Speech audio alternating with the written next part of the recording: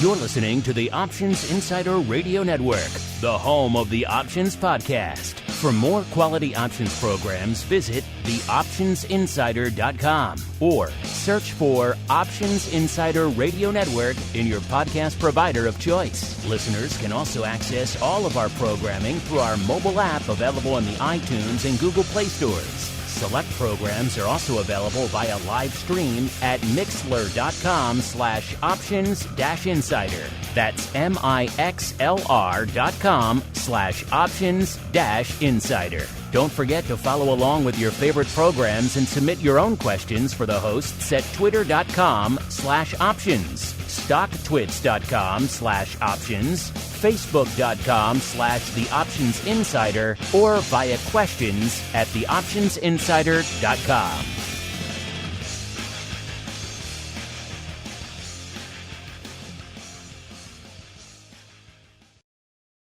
You wanted it, you got it. A radio program that helps teach you options trading inside and out, basic to complex.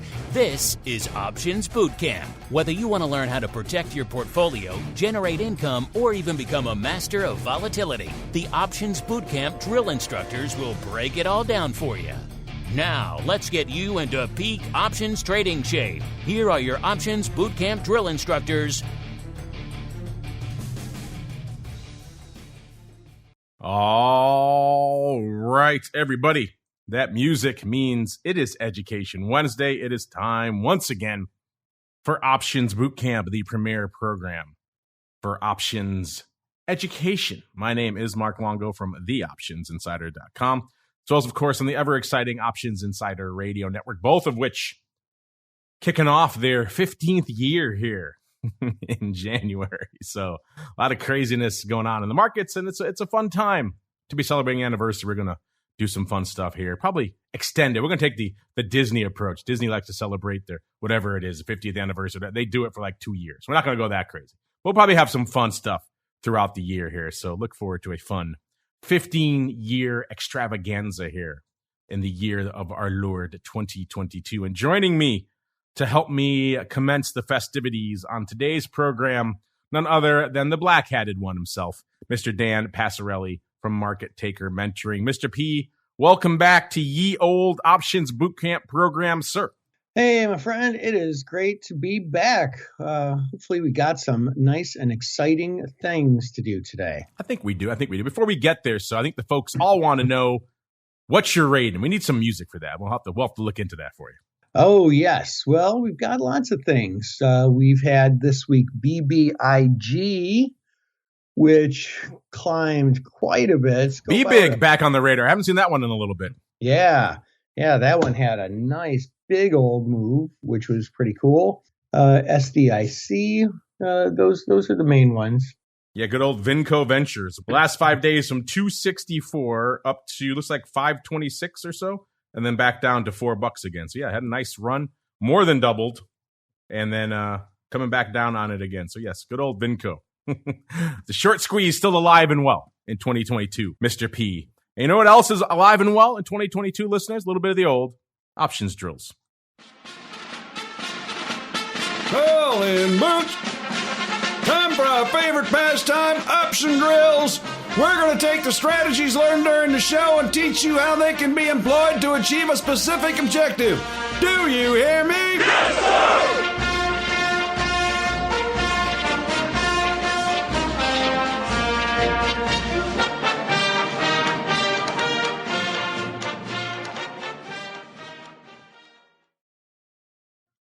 Yes, so festive, so celebratory here. Every episode on Options Bootcamp. Welcome to Options Drills, a segment where we break down some options tip or technique or strategy and maybe give you a little bit more detail on how we utilize it, what you can expect, how it may impact your portfolio here. And it's that time of year again, listeners. We're coming up upon it. In fact, we're pretty much in it right now as we are recording it. Yes, it is earnings season. Once again, a lot of the big financials popped off last Friday, and that usually is seen as kind of the hallmark, the unofficial start to earnings season. It used to be Alcoa back in the day. Now things have shifted a wee little bit. So a lot of big financials were popping off last week. They have continued into this week, and other names are flying fast and furious, hot and heavy. We're about to really get into it. The first few weeks into week 3 are really interesting times here for earnings season. And of course, I know earnings season is a big time for a lot of you options traders out there. A lot of you like to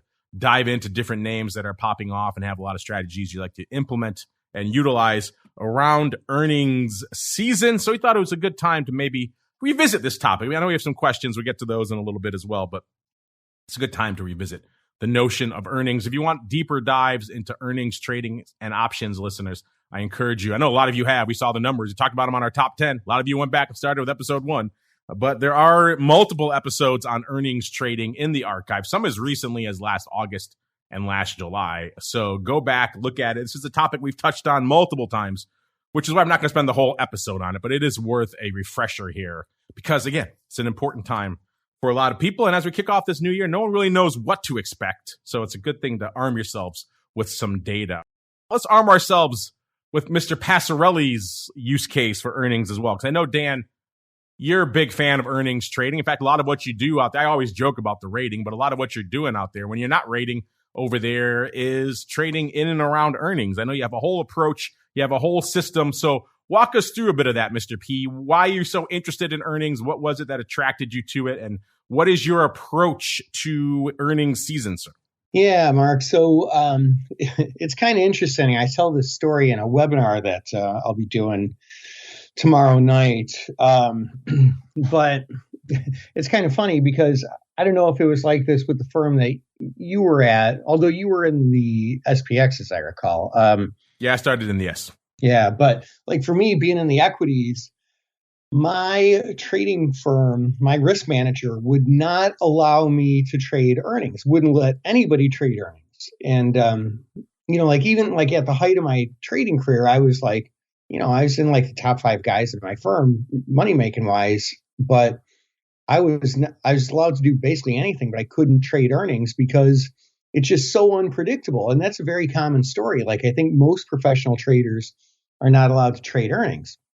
So there was this one day where, long story short, found myself on the phone with a producer from Bloomberg Television, and he wanted to interview me down in the pit. And I was pretty excited because it was the first time I was ever going to be on, TV in front of millions of people talking about this stuff. And I said, well, what do you want to talk about? And he said, well, Apple has earnings coming out after the close today. We want you to give our viewers a trade idea on how to trade Apple earnings. And I was like, oh, crap, because like I never did it before. Like I was always disallowed from having a position going into earnings. So like I looked around and like, I told him I'd call him back, and I went and I looked at my platform and looked at, well, I can't buy calls. I can't buy puts because those are directional. Nobody can predict direction on earnings. It'd be dumb to sell naked puts or even cash cured, covered calls, credit spreads. Like none of it made sense. But I looked at a time spread, and like there's certain criteria that have to line up.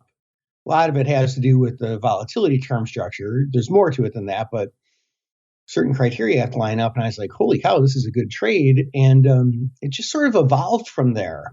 And, I've been trading it ever since and improving it ever since. And then a couple of years ago, I rolled it out to our students, and we chat about it all day long in our chat room, and people are trading it constantly. And it's good.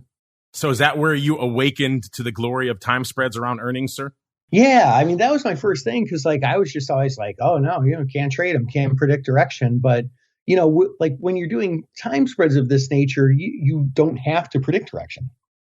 So it becomes like a different trade. Like you're really putting statistics on your side. Like it's more of a professional trader based strategy. I hope the guy you didn't tell that Bloomberg reporter to do a time spread in Apple starts. I think you would have blown their minds. Yeah, I know. They prefer as simple a strategy as you can get. But you want to buy Apple stock? Okay, sure, we can get behind that. Yes, right. Maybe these days, if you tell them to buy a call option, maybe they get what you're talking about. But back then, you said time spread and Apple, they would have hung up the phone on you immediately. Yeah, I know, man. But these days, I'll tell you what, some of their reporters have gotten a lot, savvier. Like Abigail Doolittle, she's like my favorite reporter on there, and she's very option savvy. They have gotten better over time. That is true. So the time spreads, obviously earnings tend to play out a certain way. And again, there's no set pattern, but this is the way they usually tend to play out, listeners, which is, of course, you have a big name, could be your Tesla, could be whatever name you want. They usually have a regular sequence, a regular cycle on which they tend to announce their earnings. And if you look into the options chain, listeners, that week or that month will usually tend to, ahead of time, retain a little bit more juice, have a little bit more volatility, a little bit more premium in the options than the ones immediately surrounding it, because those don't have that extra bit of uncertainty baked in, which is why some people like to sell options around earnings, because they like all that extra juice they're getting. But of course, the downside is you could have your face ripped off quite easily in earnings. So that's the challenge. That's one of the reasons why, and I'll get into this more in a second, that's one of the reasons why we really started talking to the folks over at ORATS and got them to really start crunching the numbers on this, because there really wasn't a lot of hard and fast data readily available until we started doing this a few years ago. So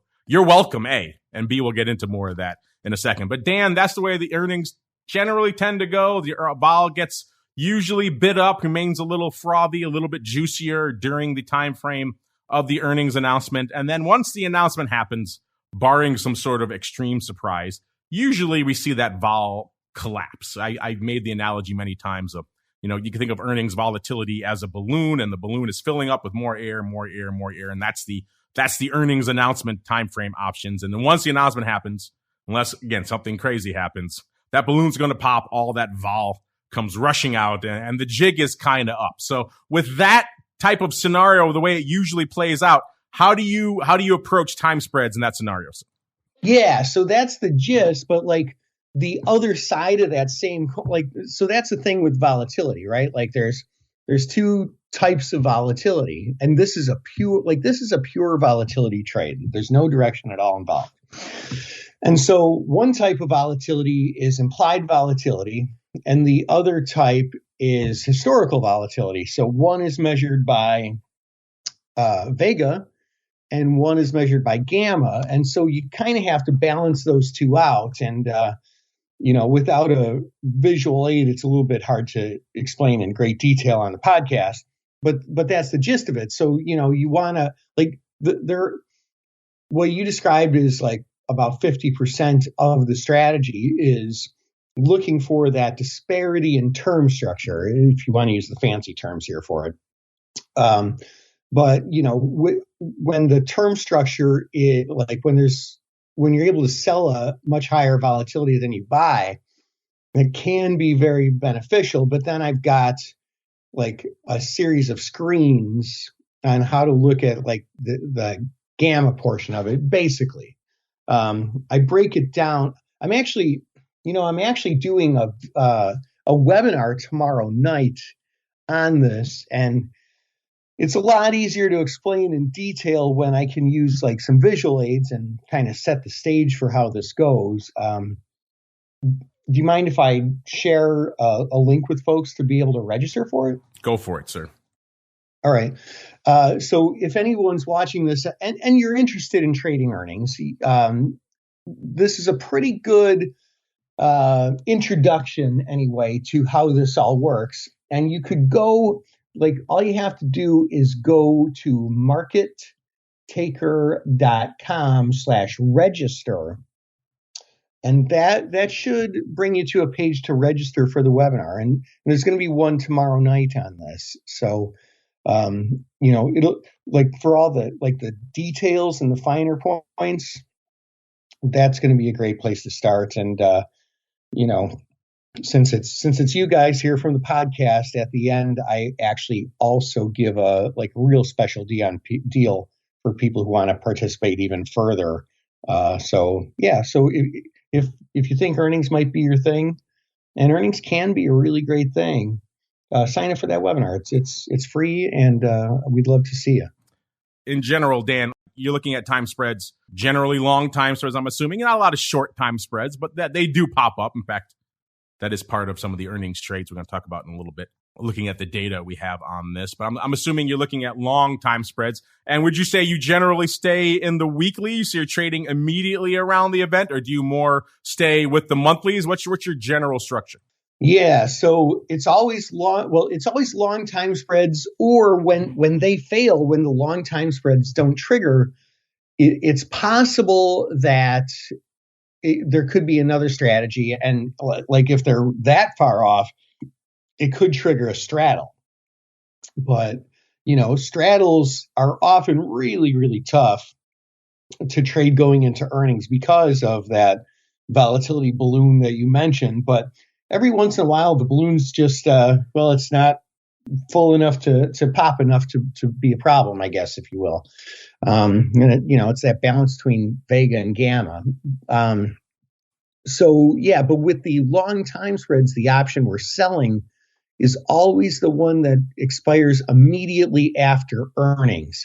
And it doesn't have to be it doesn't have to be a weekly. Usually I love weeklies, but today, last night, I was able to put on a really nice one in JBHT that they don't have any weeklies. It's just monthlies. Haven't really traded one that didn't have weeklies in a while, but it met all my criteria really nice. And that one worked out really, really swell. It's like a 32% profit overnight, basically. I was just going to ask you about straight up straddles. You beat me to it, sir. It's like we're simpatico here on this show or something. But you're right. Earnings, that's usually the question people ask us. Say, hey, should I be general long or short premium going into earnings? And the answer is really neither. The real answer is really it depends. Coming in straight up slinging long or short straddles or flies or iron condors, that could be challenging. But we have a question about that right now, in fact, straddles. If you want to go over there to @options listeners on Twitter, make your voice heard right now. Our buddy, Mr. Overby, he's been asking this question a lot on his Options Playbook radio show, which is coming up live to tape a little bit later today, our second part of our dual extravaganza that is Options Education Wednesday here on the network. But he's been asking, he did a lot of long straddles on his show. There's a lot of trade recommendations there. And he was kind of wondering out loud if he was going to be doing a lot more long straddles coming into 2022. So we thought we'd ask you guys that same question. Long straddles, very popular in Options Playbook Radio last year. Do you think they will remain popular and perhaps even profitable this year? And Dan, what do you think our audience is voting for? We gave them yes, no, and I prefer short straddles. How do you think the early voting is shaping up? Oh, okay. So that's a great question. So my answer is emphatically yes. I think last year, straddles started working a lot better, particularly for earnings. I traded a higher percentage of straddles during earnings, so still way more time spreads, but a higher percentage of straddles for earnings. I mean, this year is probably going to be the year of the straddle. It's just they've been getting better and better. Again, not like universally trading. I'm not just like, hey, I'll go put on a straddle on everything. Like that's not going to work. But when you really pick your spots, this is going to be a good year for them. I'm just going out and saying that right now. Interesting, because Brian was kind of thinking maybe the opposite. That's why he wanted to put the question out. He wasn't sure if he's going to be doing a lot more straddles. Right now, Mr. Dan, our audience emphatically agrees with you, sir. 55.6% saying, yes, they do prefer straddles. Only about pretty much a tie for the other two, 22% saying no, and 22% saying they prefer short straddles. So the other two slugging it out. Mr. Dan, you have your finger on the pulse of the audience, sir. Yeah, I mean, it's these guys here these guys and gals in our flock here, they're learning, they're like really paying attention, moving forward. They're doing it. I like it. They are doing it indeed. And if you are going to do it around earnings season, remember, listeners, it's a little bit more sophisticated than just coming in and getting crazy net long premium and crazy net short premium. Luckily for you, we have made it even easier for you folks because we have armed you with a whole bunch of really, really, really interesting. And prior to us doing this with the folks at ORAS, really me twisting Matt's arms and making this data available for all of you folks out there. You're really the only way to get this. I think there was a Goldman study like a decade ago, and there are a few proprietary houses where their research teams would do this every now and then for their very exclusive high-end clientele. We said, the hell with that. We're going to make this available to everyone out there completely free of charge. And so that's what we've been doing for years now here. You can go to our website, theoptionsinsider.com, click on the options, news, and articles tab. You'll see earnings season reports out there, and that will kick off your journey. And it's really all there, listeners. We give you a whole bunch of reports. We give you the earnings move reports, which is what the markets is currently pricing in for a straddle comparison. It goes a lot more beyond that, listeners. It also shows you what they've actually delivered in the past, and it gives you a historical average. Usually it's over 12 quarters, so it's kind of a rolling average over 12 quarters, so about 3 years there. We also show you, the expected versus delivered, the price difference. They have forecasts baked in there as well. So a lot of cool stuff that you can arm yourself with the earnings move report. Once the announcement actually happens, we have the earnings move results reports where you can see what they delivered versus what was being priced in. Then beyond that, we have a new addition to the reports. Used to be 3 of them. Now we give you 4 for free. This new one is really pretty cool. This kind of goes back to what Dan was talking about. And this is something that, as Matt and his team have been crunching this data, they've kind of gotten a little bit intrigued by this as well. Because the general viewpoint for earnings for a long time, for a lot of pros, has been just stay the hell away from them, like Dan's risk manager used to say, right? Because it's completely unpredictable. And unless you want to take a huge directional bet, it's kind of hard to trade. There's a lot more nuance to it than just that, though. And so that's why Matt and his team have started to explore some trading opportunities in there. And they get into some of that with their earnings trades report. Now, the season just started, so I don't see any new trades in there yet. We're probably going to get some updated reports from them actually tomorrow for our option block show. So I expect some new trades in there. And they've broken it down into 4 categories, which I'm sure Dan will find attractive. They have your straight up buying straddles and selling straddles, which is kind of the entry level trade that everyone likes to talk about and wants to know about around earnings. And they get a little bit more sophisticated. They get into Mr. P territory. They talk about buying calendars and indeed even selling calendars. And it's pretty fascinating stuff. They break it down by the number of trades they're doing. They break it down by week, how they perform in different weeks. And looks like right now, weirdly enough, in their historical sampling, which, again, they haven't done a ton of trades. The most trades they've done is buying the straddle, 209 of those. That's only made about 0.42%. That hasn't been the best so far. 155 is number 2. That's for selling straddle. That's made 1.63%, so a little bit better. Let's see, buying calendars, 145 of those at about 1.25%. Actually, the best percentage return is selling calendars. They've only done about 70 of those. And again, that's a very esoteric trade. I don't see a lot of people really doing that. Selling the longer term, buying the narrow term is kind of the reverse of what you have come to know and love from calendars out there. But that one doing a little bit better. Again, only 70 of those. That's a little bit more esoteric. We just started doing this report really towards the latter portion of last cycle. So we haven't even had a full season behind this yet. So it'll be good to see this report get updated with some new data this cycle and see how things are kicking off. And also, speaking of the season, we also give you listeners completely for free, because we like you folks out there so much, the earnings season report. And again, this season just starting. So far, week 1 was a burner, 170%. That means if it's 100%, that means the market delivered exactly how much movement was being implied by the amount of volatility. They pretty much moved in line with their straddles, listeners. So 170% means the market moved only 2x. Again, that was only 7 firms that had been tracked at that point. So don't read into that too much. But again, a banger of a season so far. If you look back historically, though, remember, these are running over the past trailing 12 quarters. So you really only have 3 years that we're looking at here. So bear that in mind. The majority of that's going to be biased by the pandemic. And you can see that in these numbers, because the averages for earnings season have all been negative, have all been below 100%. So far, the best week to actually buy premium has been week 4, 92%. And the worst week to buy premium has been week 2 at 62%. But as you can see, none of them have made money so far. Again, last season was a bit of a game changer. We finally saw maybe the cycle begin to change, the worm begin to turn, people buying vol. It actually made money for them for the first time since the pandemic kicked off. Will that continue? Well, that gets back to our long straddle question from earlier.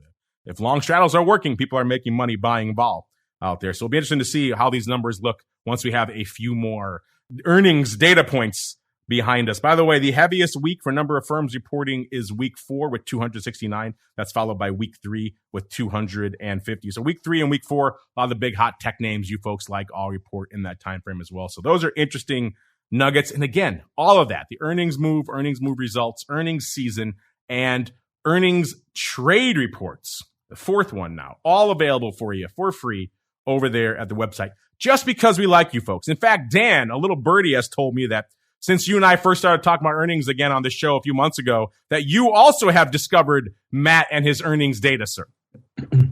Yeah, I've had several conversations with Matt, and we've done and we've talked a lot about this, and it's interesting because one of the things that Matt does here is he looks at what the predicted move will be based on the straddle, but that's not to me, that's not really what it's about, because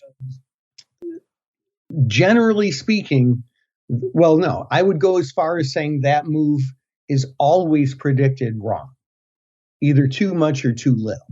And so I kind of don't like when people say, oh, this is the move predicted by the straddle, because it's wrong. And what my system does is it determines which way it's wrong. And if it's wrong because the straddle's too expensive, which, as Matt shows in his data, usually is, that's when we can potentially make money. And we've got to look at a couple other things, but potentially make money from time spreads.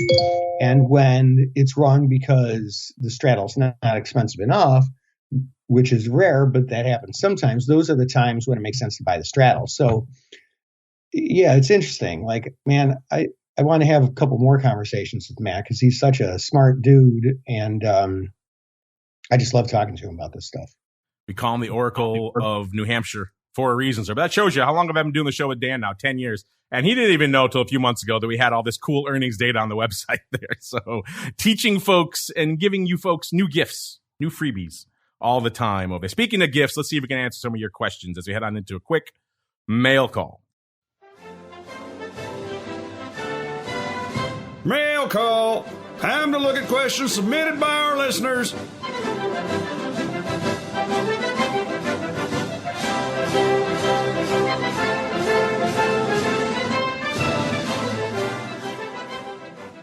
All right, everybody, welcome to the mail call. Speaking of gifts, you guys can always return the favor. We know a lot of you like to listen on demand on your device and your platform of choice. That's cool. We like it. You know, a lot of you, sometimes you're busy. Sometimes you can't make the live sessions, or maybe it's a bit of a hardship for you to join the secret club. We get it. We're cool with you guys listening on demand. And what we'll ask you then is just, hey, if you like what you're listening to, keep rating and reviewing it on whatever platform you're listening to, Apple Podcasts, Google Podcasts, Spotify, wherever you get it. So that a lot of new folks, as we've seen, there are a legion of them these days, so that new folks can continue to discover the show, just like our friend here, AJ Gentner, did with a 5-star review. I'm not sure. This may be from iTunes. I'll have to look and see, or it could be from Google. One of those. One of the many platforms on which our stuff is out there. He just said, best options pod. That's the headline of his review. He says, I started listening to their shows from the very beginning and have learned so much. Thank you, with multiple exclamation points. Well, you're welcome, AJ Gentner, and everyone else takes the time out there to listen and to review our stuff. So you're the one who went back to episode 1. That was you, AJ. Well, clearly a lot of people did, because it was, I think, number 4 last year, number 3 of our most popular episodes. So again, if you like what you're listening to, you want to have new folks continue to discover the show, then rate it and review it wherever you're getting our content out. Let's go out to there's another comment here. This comes from Aljo. Aljo says, I'm not surprised that Options Boot. Oh, this is what I was just talking about. Not surprised that Options Bootcamp 1 was in the top 10 last year. I'm one of the people who went back and started from the beginning. So put me in that column. Thanks a lot, guys. Well, there you go. It's Aljo, Dan. It sounds like an AJ Gentner, and obviously many others who drove our first ever episode into the top 10 last year, sir. Wow, that's awesome, man. Hey, thanks for listening, and thanks for thanks for re-listening. Listening and re-listening. Hey, we like all the listens. Listen, re-listen, live, after the fact. You want to go back and start it all over again. We love you all out there. Let's keep on rolling here. Let's go to this question here from Dan Ferguson. Another Dan. Too many Dans on the show this week. He says, hello, Options Bootcamp. First time, short time. Oh, I like that. He's one of our new listeners. He says, I'm one of those options noobs you always talk. You guys always call yourselves noobs. You're very mean to yourself. You're not noobs. You're beginners. You're getting started. Dare I say it, you're neophytes. Noobs. It's very pejorative. We don't like to say pejorative things about our listeners because you've discovered this show. Clearly, you are intelligent and discerning people out there. He said, I would like to see if I understand what you were saying about dividends on the last episode. He says, so if a dividend is declared, then it hits the call prices and boosts the put prices. And if the dividend is dividend more than the contracts will be adjusted. I get that pretty much right. Well, you don't say how much it should be more than that. It was $12.50 though per contract. Remember, it was not $12.50 per share. Some people got confused by that. It's 0.125 cents per share or $12.50 per contract. If the dividend is more than that, you could see a contract adjustment there in terms of strike. That's going to be the strike adjustment. Mr. Dan, any thoughts on your compatriot Dan's here? Do you think he has a firm grasp, I should say, on dividends and options, sir? Well, yeah, but I mean, just a couple finer points. Like most companies' future dividend stream is fairly predictable. Like a lot of companies that pay dividends regularly, they like it that way. You know, they like their investors to know what the dividend's going to be, and hey, we try to increase it by a certain yield, blah blah blah, every now and then. So, you know, if it's just like a regular dividend, when it's declared, I wouldn't say it necessarily hits any price. It doesn't change any prices. It would be on the X dates, where basically the way I think of it is the call and the put prices actually stay the same, but the stock price jumps. So it's the call and the put prices relative to the stock price is different, or the stock price falls, I guess I should say. So, I mean, if it's a special big dividend, then maybe when it's declared, we have that scenario, because, and the best way to think of that is if you own the stock, you get the dividend. If you own the call, you don't. So the call is less valuable as a result of that big special dividend being declared. Yeah, I should probably clarify. We were mostly focusing on that episode, Dan and everybody else, on special dividends. So that's kind of what we were focusing in on, because we had some questions about that recently, and those tend to fall outside of that regular dividend stream that Dan's talking about. Because you're right, the regular stuff, that's all kind of priced in ahead of time. Most people understand it. That's regular, that's feature, that's already discounted there and accounted for in the options price. It's the special stuff that tends to throw a wrench in the works. We kind of walked through the descriptions and the definition of how OCC clarifies and quantifies a special dividend versus a regular dividend. Go check out that episode if you want a little bit more clarification. So yeah, I would add that it's a special dividend we were kind of talking about, which is really what kind of gums up the works. And you get into all those other stuff we were talking about contract adjustments and everything else like that. Let's go to this one, Dan. How about some love for you, sir? How does that sound? You ready for a little love, sir? I love, Mark. You do love. We got Vincent here, Vincent KM. He says, hey, dudes. Well, hey, dude, back to you, sir. He says, I'm loving the show. Oh, and I bought Dan's book. So there you go, Dan. He's the one.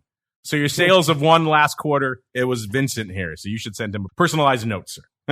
He says, I'm about halfway through the book right now. Great stuff. Well, there you go, Dan. So far, converting people to the dark side. He says, I was hoping you guys could do an episode that talks about the international options markets.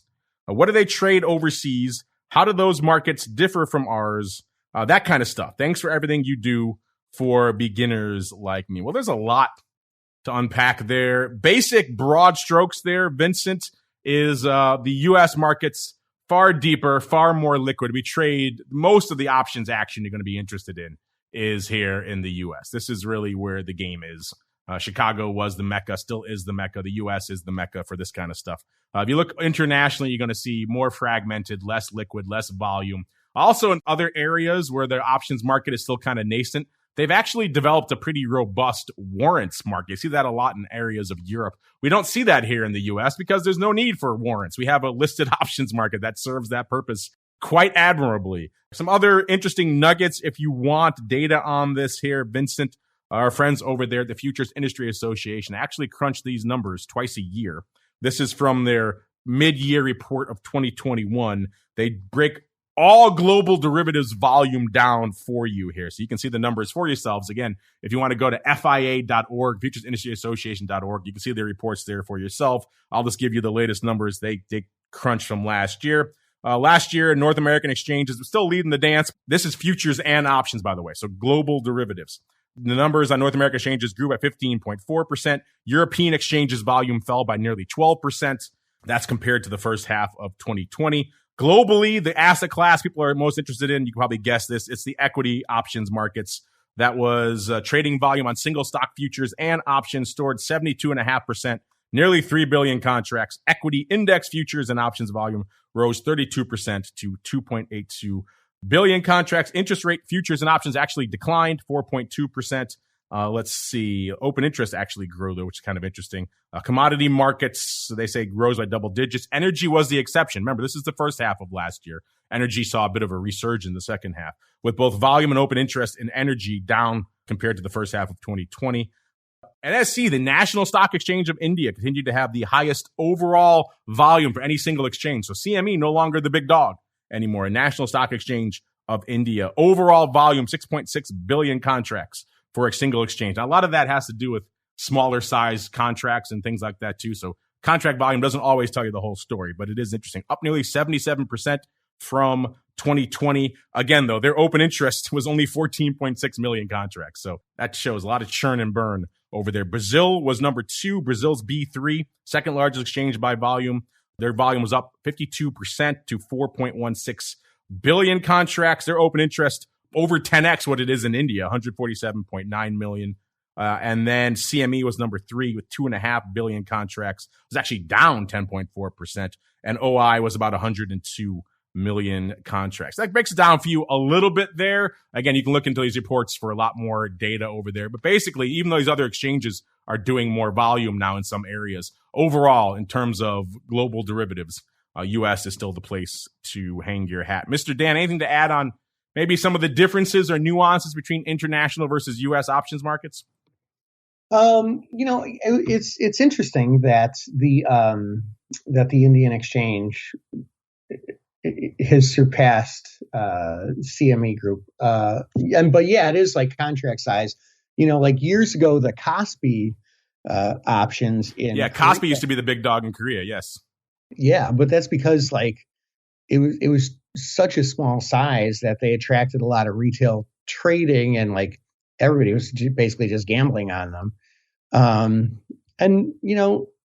There's some lessons to be learned there, I think, for some of the exchanges too, and maybe even some of the stocks out there that haven't split. A lesson either way for the exchanges. I mean, you get more volume if things are more affordable. It's hard to trade Tesla options for a lot of people. And maybe companies like Amazon and Tesla like it that way, so that there's less, gambling going on with their stock and more people who are serious about investing. There's something to be said about financial engineering. It's a real knack that a lot of really smart people have to get good at to make a contract work. And that's going to do it for our episode here. Great questions, everybody, coming all over the place. So that's why we like you folks, giving us curveballs. I'm looking at the NSE website right now. Their hot options out there for today. It's the Nifty. The Nifty index is really what drives all their derivatives paper listeners.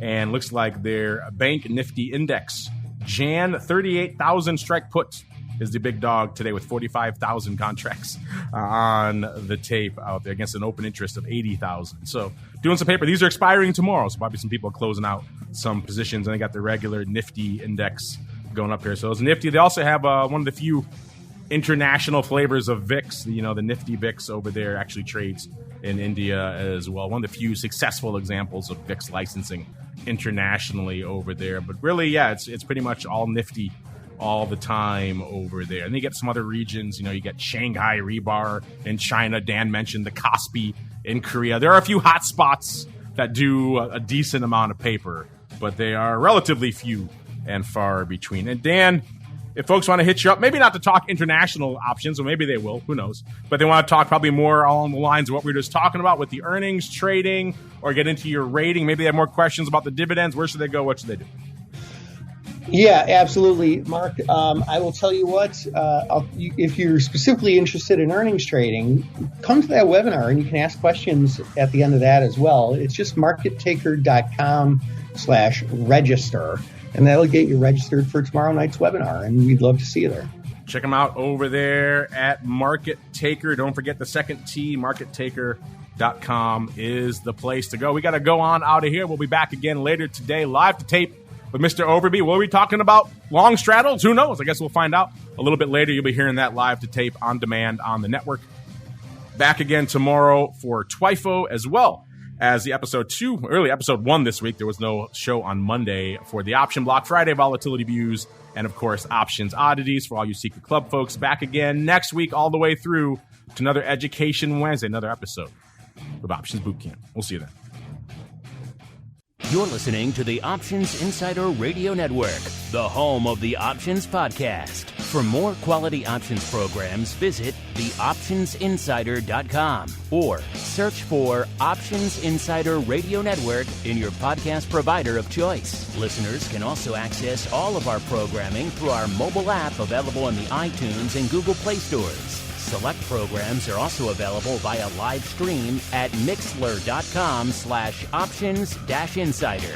That's mixlr.com/options-insider. Don't forget to follow along with your favorite programs and submit your own questions for the hosts at twitter.com/options, stocktwits.com/options, facebook.com/theoptionsinsider, or via questions at theoptionsinsider.com.